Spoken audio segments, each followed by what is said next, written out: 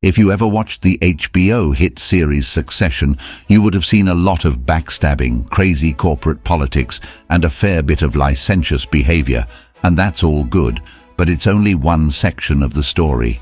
What if we told you that there is an even deeper meaning in the show, one that transcends the vicissitudes of the corporate news media and gives a detailed representation of two distinct classes of rich people: the old money and the new money. On the one hand, we have the Roys, a dysfunctional family with a lot of wealth and a conspicuous patriarch who built that wealth with his own hands, delineating the American dream. This can be classified as new money. And on the other hand, we have the Pierce family, a group of persons with prominence and class who have had their wealth for several generations, aka old money. Thanks to these clear representations in succession, in this video we'll be telling you the differences between new money and old money, judging based on values, display of wealth and class, and we'll be scoring who handles wealth and success better. You don't want to miss any of it. Values. This is a big one. When it comes to values, there is a clear difference between the old money and new money with candid intimations. Sure, there are a lot of similarities. They both value money and the prestige that comes with being in the top 1%, but each group has a different way of operating. Take the Roys, for example, specifically the Roy patriarch Logan Roy. He is a man who has worked hard to get to the point that he is. He has amassed a lot of wealth, and his company, ATN, is one of the biggest in the world, and yet he is not satisfied. Logan in some way wants to control the entirety of modern-day media. His ambition is unparalleled. But the thing is, it's not for a noble cause or a way to improve humanity. It's all because he wants more money, more influence, more prestige. I mean, this man said that his favorite quote from Shakespeare is, "Take the F*** king money." Yes, Logan is self-made, yet it's clear that he is very insecure and is always trying to prove himself and elevate his standing. This is evident through his marriage to Caroline Collingwood.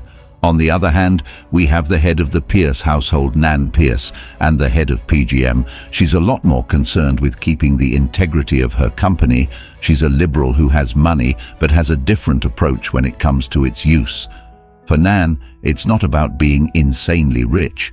She's more about making a positive difference with the means she has. The difference in values extends further to the other members of the family.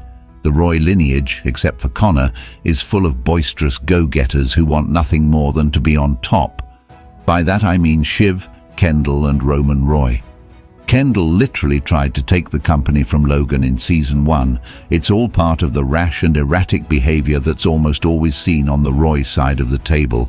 That and the disregard for the mental well-being of his children and grandchildren, something we constantly see Logan exhibit throughout the series. That's because, for the new money families, it's really just about self-preservation rather than collective preservation. Everyone is serving their selfish interest, and no one is really thinking about the well-being of the family and its members. On the Pierce side, it's different. You see how much Nan cares for Naomi, even though she's not her biological daughter. She's not just concerned with her own interest, but the interest of her family. So for values, old money gets the win and the new money gets a 0.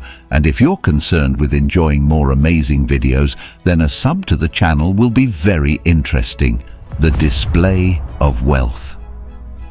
Everyone knows that new money rich people love nothing more than to flaunt their wealth. It's always about getting the new Bugatti, designer clothes and accessories, a yacht, $1 million paint house in Dubai, and a fair amount of debauchery. That's just the standard for wealth in this day and age. In Succession, we see this shallow and indulgent lifestyle in Roman Roy. We see his love for the finer things, plus his ignorance and unintelligible behavior when it comes to people with less means. We're also privy to his love for getting down with older women, and it's clear he only has access to such pleasures because of his advantageous position. The same behavior is repeated along the Roy lineage. There's a compelling need to show off with no real regard for the emotions of others. Now look at the Pierce family. It's hard to find someone with those characteristics, isn't it? That's because in the old money family, there is no need to show everyone how rich you are. They have an innate value for money and a good bit of discretion. After all, they've been managing money judiciously for several generations. Old money families are less inclined to be exuberant. They are more likely to be empathetic to the plight of the less privileged, hence their inclination for giving back through charities and other forms of philanthropy. They also have little interest in living the big city life and would rather live in the countryside.